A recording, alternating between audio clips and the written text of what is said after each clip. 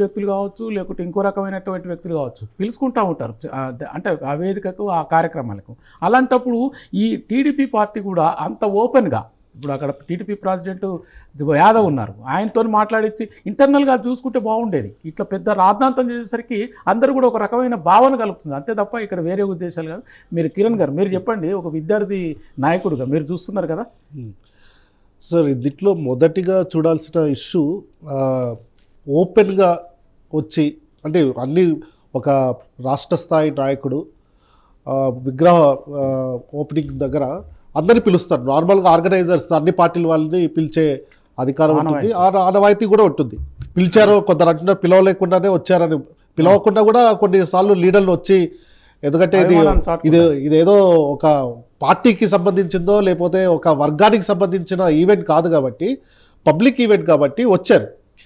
వచ్చినందుకు అక్కడ అంత రాధాంతం చేసి వాళ్ళకి షోకాస్ నోటీసులు ఇచ్చి పబ్లిక్ డొమైన్లో, అంటే మీడియా ముందుకు వచ్చి, ఒక పార్థసారథి లాంటి యాదవ కులానికి చెందినవారు, అలాగే శిరీష గారు గౌడ్ కులానికి, అంటే సామాజికంగా చాలా పెద్ద కమ్యూనిటీస్, ఇలాంటి నుంచి వచ్చిన లీడర్స్గా ఎదిగిన లీడర్లు వీళ్ళందరూ టెలివిజన్ ముందు, జర్నలిస్టుల ముందు వచ్చేసి వాళ్ళు సారీ కోరడం, అంటే పార్టీ ఫోర్స్ఫుల్గా చేసినట్టుగా మనకు చూడొచ్చు.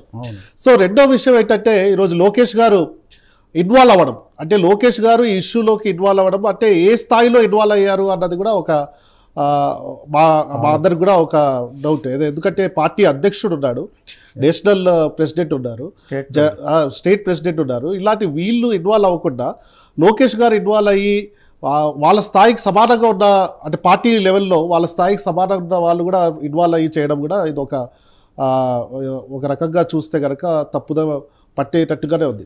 అంటే ఇక్కడ లీడర్గా లోకేష్ గారు ఆ పార్టీకి ప్రధాన కార్యదర్శి అయ్యొచ్చు సార్, అయ్యొచ్చు. బట్ పార్టీ పరంగా పార్టీ తప్పేం కాదు నేను చెప్పేది. అప్పుడు వేరే ఒక పార్లమెంట్ సభ్యుడు లేకపోతే, అంటే మా అభిప్రాయం ఏంటంటే పార్టీ పరంగా 4 గోడల మధ్య కూర్చొని స్టేట్ ప్రెసిడెంట్ గారు కూర్చొని ఇష్యూని సాల్వ్ చేస్తే బాగుండేదేమో. పబ్లిక్ డొమైన్ లో వచ్చి ఈ బీసీ నాయకులు వచ్చేసి అపాలజీ కోరడం అన్నది వర్గాలకు, అంటే బీసీ వర్గాలకు చాలా జీర్ణించుకోవడానికి వీలు లేకుండా ఉన్న అంశంగా మేము చూస్తున్నాం.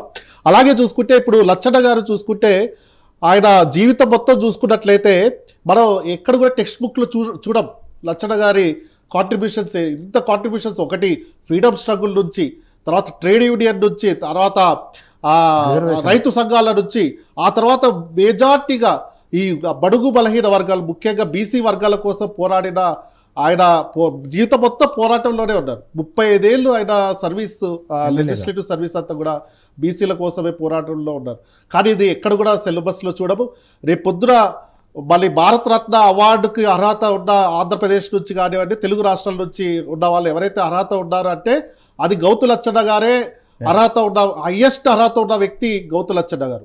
మళ్ళీ అలాంటి వ్యక్తికి భారతరత్న ఇవ్వడంతో పాటు వాళ్ళతో ఉన్న వాళ్ళు, వాళ్ళ ఆశయాల కోసం ముందుకు వెళ్తున్న వాళ్ళు, వాళ్ళని కూడా గౌరవించుకోవాల్సిన అవసరం ఉందనేసి కూడా మేము తెలియజేస్తున్నాం.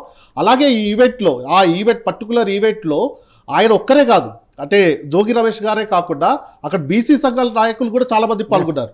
శంకర్రావు గారు కానివ్వండి, అనేకులు ఆ ఈవెంట్లో పాల్గొనడం అన్నది ఆ అంశాన్ని చాలా పెద్ద అంశాలుగా చూడాల్సిన అవసరం లేదు.